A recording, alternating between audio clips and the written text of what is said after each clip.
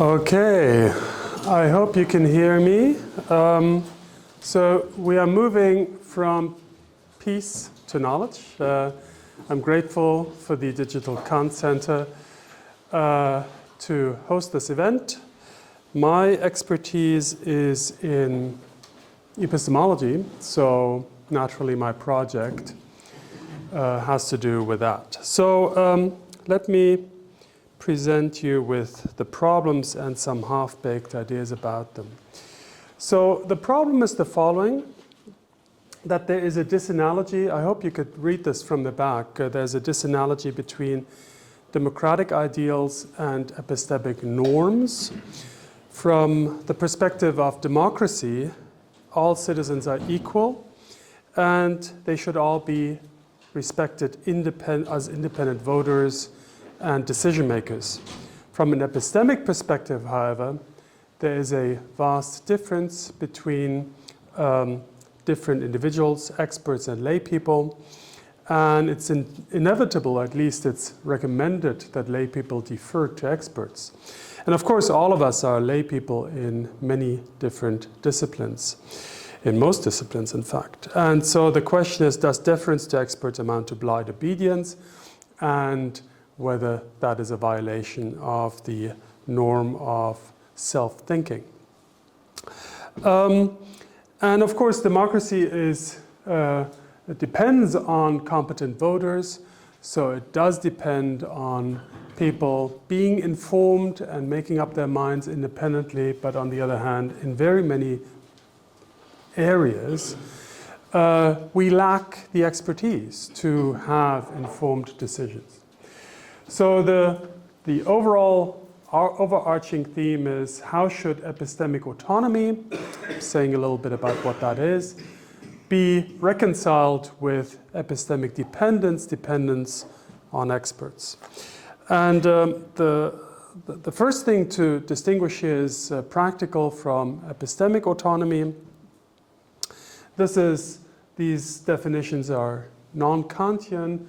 You find them in Joseph Rath, for instance, or Duncan Pritchard. They distinguish the self-legislation in the practical domain and also in the epistemic domain. In the epistemic domain, you'll see the definitions that you get by Jonathan Matheson or Duncan Pritchard have more to do with self-reliance than with autonomy qua Kant. But we'll get to that. Maybe zooming in now on the second, on the epistemic autonomy, one can take a look at some of the definitions given what epistemic autonomy is by contemporary epistemologists. I'll just pick out Lizzie Fricker. The first quotation, she says, the epistemically autonomous agent relies on no one else for any of her knowledge. Thus, she takes no one else's words for anything, but accepts only what she has found out for herself, relying only on her own cognitive faculties and investigative and inferential powers. The other quotations go in the same direction. Now, this idea, or this conception of epistemic autonomy, is widespread. In fact, it's the dominant view in contemporary epistemology, and of course it also has its backing in Kant. So Kant gives us three maxims of general understanding. The first of which is to think for oneself, and this individualistic notion of autonomy sounds like what Kant has in mind with thinking for oneself, taking no one else's justification, but rather having a justification of reasons oneself. Besides thinking for oneself, we find in Kant thinking in the position of everyone else, the second maxim, and then finally thinking consistently, the third maxim. And he calls those the maxim of unprejudiced thinking, of extended, and of consistent thinking. That Kant can be read as a representative of this individualistic notion of epistemic autonomy, has been noted by a number of Kant scholars. I just have 2 quotations here, but many more can be given. And it's certainly right to say, as John O'Neill, for instance, says, that Kant's writing on enlightenment tend to assume epistemic self-sufficiency as a condition of intellectual, and I here replace intellectual epistemic autonomy. So there is certainly this individualistic trend in the Kantian works. The question is whether that's the only reading of epistemic autonomy that can be found in Kant, or whether in fact it is the dominant one. There are at least 2 exegetical problems that arise if one goes along with this individualistic reading of epistemic autonomy. The first is how to reconcile the first and the second maxim of general understanding. So how can one think for oneself and at the same time think in the position of everyone else? That is, how can one adopt the perspective of others, as the second maxim seems to suggest, and be true to one's own convictions, especially if the views one holds are not shared by the majority. And another related question is, does the maxim of unprejudiced thinking, that's the first one, does that trump the maxim of extended thinking, the second one, or is it a restriction on the maxim of, is the second maxim and a restriction on the maxim of unprejudiced thinking? So these are just interpretation problems in Kant, and Alex Cohen has come up with a ingenious interpretation, or a promising interpretation of Kant, whereby the notion of epistemic autonomy ought not to be understood as setting it at the level of beliefs, but rather should be interpreted as setting it at the level of maxims that are in place for forming beliefs. So autonomy has to do with the maxims by which I form beliefs or opinions, or call it what you may, rather than the beliefs themselves. This is a great move because now it doesn't matter any longer where I get my beliefs from, whether I cook them up myself or whether I acquire them through testimony. That doesn't matter. The genealogy of the beliefs is irrelevant for the issue of autonomy. Rather, what matters for autonomy is whether the maxim by which I form the beliefs or opinions, whether those maxims are set by myself as opposed to taken over heteronomously. So the normative demands at play at the exercise of epistemic agency are, according to Cohen, analogous to those at moral agency.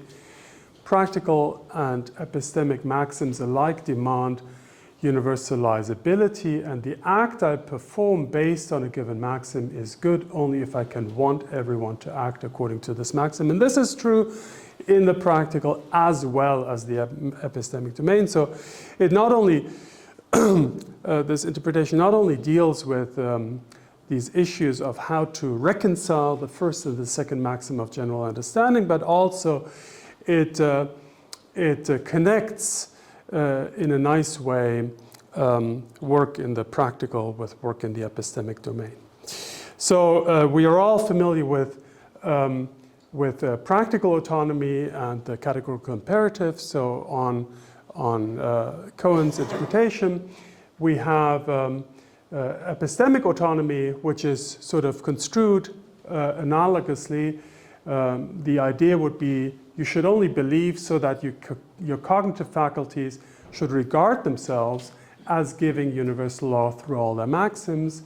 So the agent's cognitive faculty should be the source of the maxim, as opposed to, as opposed to a person simply taking over a belief uncritically by others, taking over a belief uncritically by others.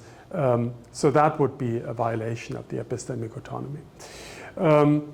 The maxims, the epistemic ones, ensure autonomy as well as universality. I mentioned that the first maxim, the one about self-thinking, thinking for oneself, is dubbed the unprejudiced maxim, or maxim of unprejudiced thinking. Why that? Well, prejudice is the paradigm for heteronomy, according to Kant. So the tendency towards heteronomy of reason is called prejudice. So by adopting prejudiced maxims to regulate one's beliefs, one acts heteronomously, and a responsible epistemic agent forms belief based on principles that stem from cognitive faculties as opposed to lower faculties or habits, or you have it. But, and this is important, I'm repeating this, it doesn't really depend where the beliefs come from. What matters more is where the maxims come from by which you form the belief. So this is fully compatible with a person deferring to someone that, by their own lights, is an expert in the field in question. And the other nice thing is that I mentioned autonomy needs to be distinguished from epistemic autonomy, that is, needs to be distinguished from autarky. And again, Kant seems to have realized this quite sharply. And he has this notion of a logical egoist, and a logical egoist is precisely someone who thinks that they don't require the help, the epistemic help of others. So self-reliance or autarky is what the logical egoism stands for. A broad-minded thinker, someone who is not a logical egoist, by contrast, sets himself apart from subjective private conditions of the judgment and reflects on his own judgment from a universal standpoint. So we have here, of course, the second maxim, realize the maxim of thinking from the point of view of others. So the agreement, or the possibility of agreement by others, is necessary to ensure that I'm not prejudiced and hence act or believe autonomously. We then get this criterion of potential agreement that Alex Cohen has presented us with, which says something like, do not form a belief unless you have considered the possibility of agreement by others. Objectively grounded beliefs are ones that others can agree upon. And the logical egolist would only have subjectively grounded beliefs. Okay, so here the features again. We had two problems, a problem that is inherent to the Kantian works and a problem that is sort of independent. The independent problem was that of reconciling autonomy with deference to experts, a problem that certainly is an issue in democracy. The Kant inherent problem was the one of reconciling the first with the second maxim. Cohen's interpretation seems to allow us at least to find a path that solves both problems. The first maxim of common human understanding emphasizes the autonomy. The second maxim emphasizes universalizability. And according to Kant, or at least to this interpretation presented, both aspects are closely related. And the deference autonomy issue is also. So if you, for instance, if your epistemic maxim is of the sort like here, the second bulletin, which says rely on testimony of those who, by your own lights, are more knowledgeable about the subject matter, then if that's a maxim you give yourself, that licenses you to adopt or to defer to beliefs of experts without thereby violating your epistemic autonomy. Here's some follow-up issues. So if this interpretation is valid, if there's something to it, there's some follow-up issues. How do we identify genuine experts from charlatans? I don't think Kant has much to say about this, though he has some to say about it. Secondly, the criterion of a reasonable person, what should reasonable people think about a subject matter, raises the question of how do I identify reasonable people? I'm not going to get into this either.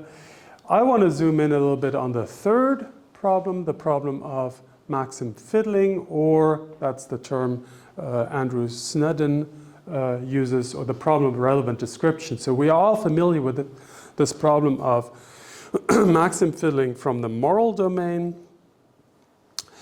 There has long been the suspicion that Kant's test of universalizability of maxims can be easily subverted. Instead of risking failing the test, design your maxim for any action whatsoever in a manner that guarantees to pass it. So you just fiddle with the description of the maxim and you can pass it. It can go in both ways. You could have maxims that shouldn't pass the test, pass it. But also you could have maxims that should pass the test, not pass it. You know,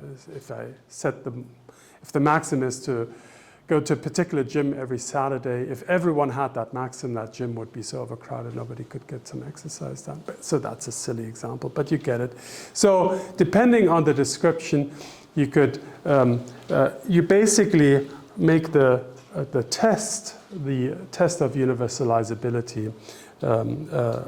It's a reductio for those tests. So now the question is, how does this how does this problem apply to epistemic maxims?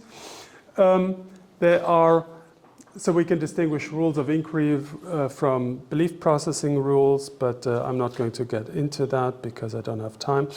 The interesting thing is that there has been a problem, a recognized problem in epistemology that is structurally very, very similar to this maxim fiddling problem, and that's the so-called generality problem. Generality problem is the problem of how exactly to specify or to individuate a belief-forming process so that we can assess its reliability. If we specify or individuate the belief-forming process too fine-grainedly, then we never get a reliability between 1 and 0. We get either 1 or 0. Either we get a true or a false belief. And if we identify or individuate the belief-forming process too coarse-grainedly, then no belief-forming process will ever be deemed reliable. That's the generality problem.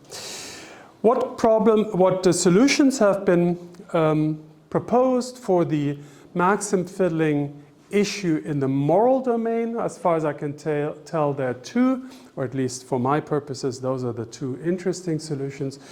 The one going back to Honora O'Neill, the distinction between specific intentions and underlying intentions.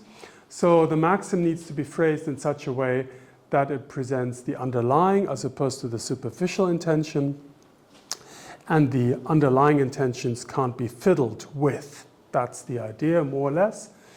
Andrew Snedden has this iterative solution. Running the categorical imperative test is itself an action. So subjecting a maxim to this test is itself an action, and hence itself needs to live up to the criterion of the categorical imperative test.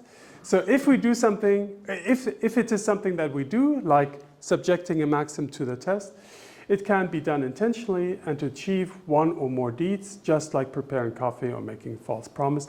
This means that running the categorical imperative test is itself subject to the categorical imperative.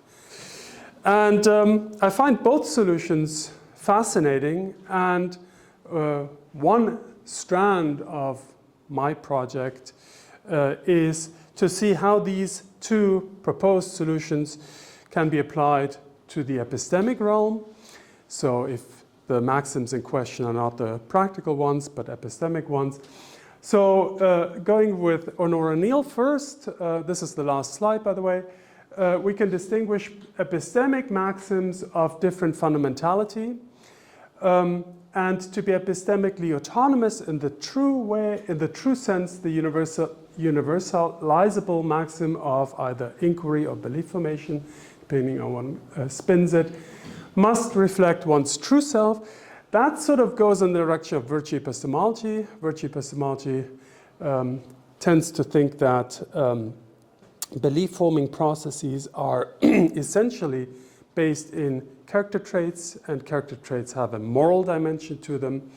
And so to say that maxims, in this case epistemic maxims, can be fiddled with is not really realizing that the underlying maxims or the epistemic maxims have a root in the character as opposed to just being a description based.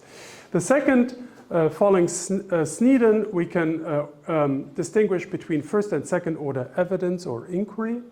And to be fully autonomous on that conception, it's not enough to form a belief on the basis of universalizable maxims. One must also abide to universalizable maxims in thinking that the formation of a given belief falls under given maxims. So here we have a sort of a bi-level epistemology. We have a first an animal level, as, say, Sosa calls it, and then we have a reflective level. And to be fully autonomous, we need to not only be autonomous at the ground level, but also at the higher up level. Thank you.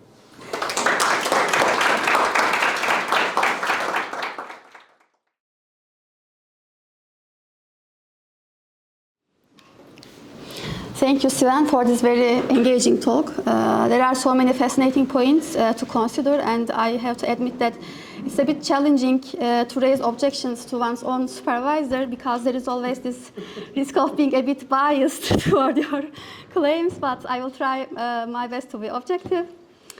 And you claim that Cohen's communitarian reading of epistemic autonomy solves two problems. First, exegetical problem, and the second, systematic problem. And I have some reservations whether it can really provide a solution for the second one, which is the compatibility of the epistemic autonomy with deference to expert authority. It's true that the tension between intellectual autonomy and authority of expertise is more pressing than ever before. In democratic societies, intellectual independence is highly prized, yet we increasingly depend more and more on the testimony of experts. But the perceived conflict between autonomy and expertise, I think, arises from two key sources: an overly individualistic interpretation of autonomy and a misunderstanding of Kant's stance on testimony.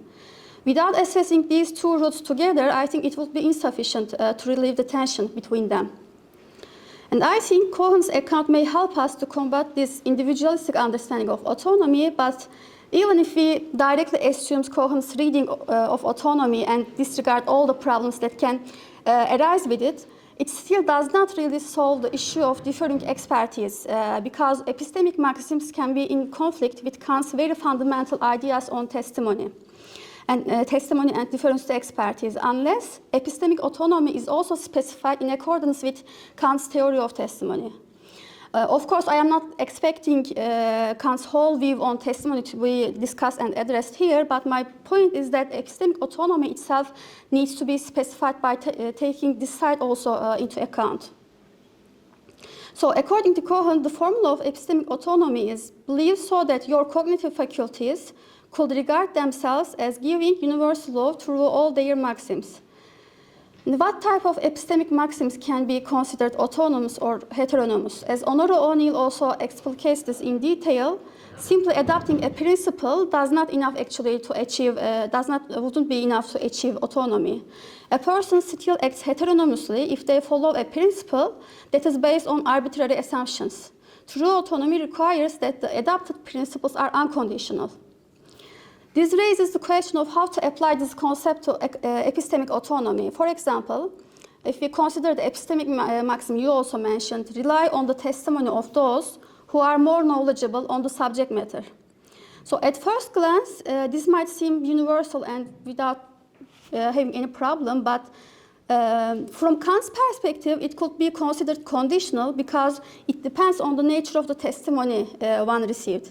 In matters that are a priori, such as morality or even math, Kant believes that we cannot simply rely on testimony. Instead, we must use our own reasoning to acquire knowledge. In other words, you cannot gain knowledge by solely relying on the testimony, even if the testifier is more knowledgeable on the subject matter, if the subject is something like morality, math, or the other kinds of a priori fields. And the second example is if we consider another maxim you use here, rely on testimony unless you have reasons to the contrary. This also needs to be specified differently if we pay attention to Kant's more nuanced perspective on this. So he thinks that if somebody testifies something, even if you have reasons to contrary, let's say the testimony you received is quite improbable and contradicts with ordinary course of nature, of course we cannot believe it at once and we must ask for proof. However, he also says that if the credibility of the witness simply cannot be shaken, but the story or the testimony that he gives contradicts reason and experience in the highest degree, then the question arises, do we have to give approval to his assertion in this case, and as it were, deny our reason or not? So briefly, if the testimony one received contradicts with the reason, so what should that person supposed to do? So the expected answer from Kant probably would be something like directly choosing your own autonomy or your own reasoning and disregarding testimony when it contradicts with the natural occurrence or when it sounds very improbable. But the answer is, here he gives, the best thing is neither to reject the cognition nor to accept it as true, but instead to postpone one's approval until one has more grounds for or against it. So his suggestion is suspension of judgment when we have doubts about accepting a testimony, as long as the testifier is credible, of course. These are just two examples to show that Kant might have surprisingly different ideas from what we could think of as epistemic maxims when we don't really include his views into the epistemic maxims itself, epistemic autonomy itself. Thus, the shift from moral autonomy to epistemic autonomy is not straightforward, and there are further issues specific to epistemic domain. Even if Cohen's account is helpful to defend non-individualistic account of testimony, it lacks the necessary resources to reconcile epistemic autonomy with deference to expert testimony.